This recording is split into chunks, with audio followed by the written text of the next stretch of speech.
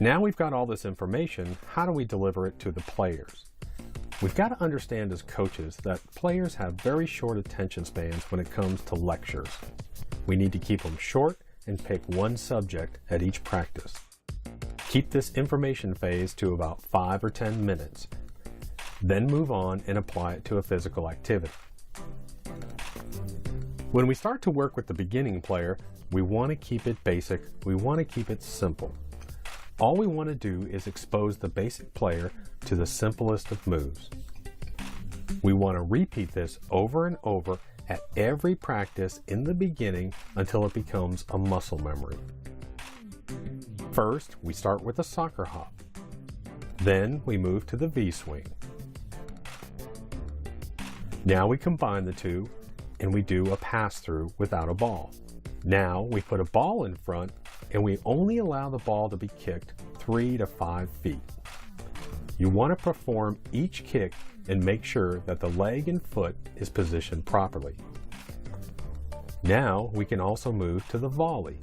Simple, small movements, emphasizing the step through. Perform this system at the beginning of every practice with young players. If you do this, it'll become a muscle memory and you'll see great results. Now we have a little twist for you when it comes to working with the advancing player. Advancing players might resist these basic movements at first, but they must perform them.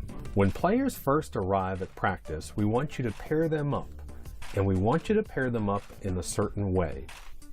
We want you to pair up your stronger players with your weaker players. You must assign the pairs.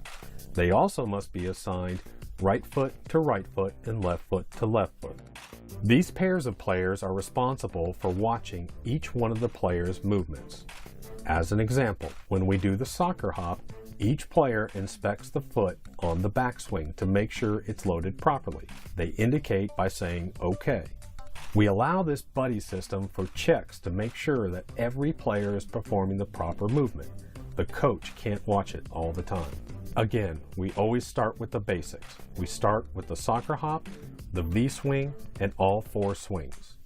Next, we move to the ball. We perform all 4 kicks.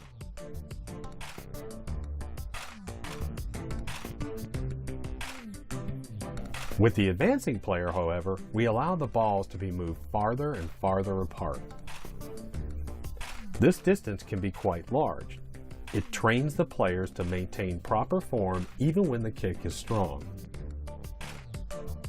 Don't forget, however, it must start small and in slow motion. If you see the player starting to break proper form, they must come back in to a smaller distance.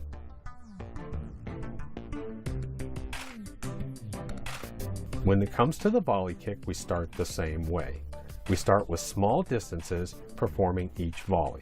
We want the players to understand the difference between low and high on each foot. Now, here's where the twist comes in. After 5 or 6 practices of performing this routine, we're going to switch feet. Now, the same routine has to be done with the weak foot. Be prepared to see some horrible kicks, even in advanced players. If you really want to take an advancing player to the advanced level, they must be able to perform every single kick properly with both the strong and weak foot.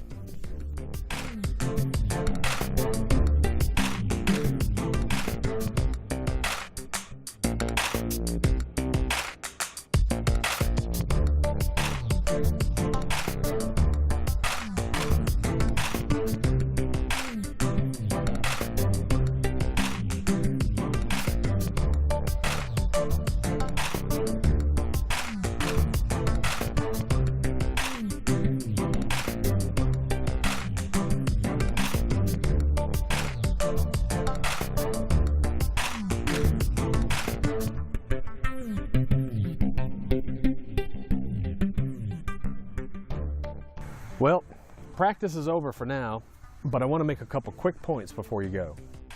I want to stress again the main principle of our video. That main principle is don't try and fix something up here. We want to fix it down here. And I'll explain what I mean with a little story. I had a good friend who was a soccer coach, and he was coaching a good level team, probably about 16-year-old players, and these players were good players. And they were working on wall passes.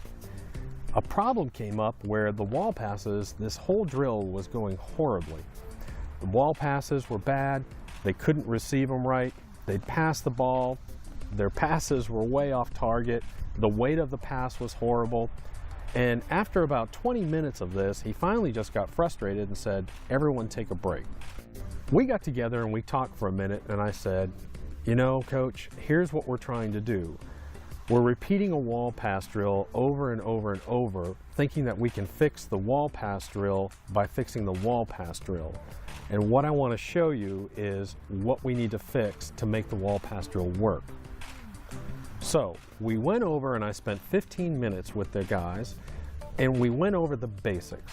We went over a soccer hop. We went over the fact that we hop and load whenever we're going to kick a ball, that we can use the soccer hop to receive, hop, turn, and load and reposition.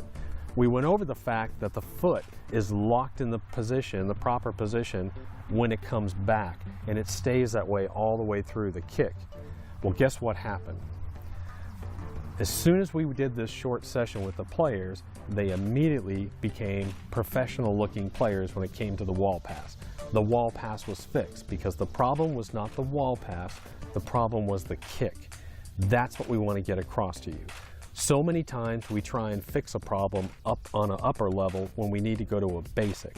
Fix what's broken, fix the kick, and you'll fix the drill.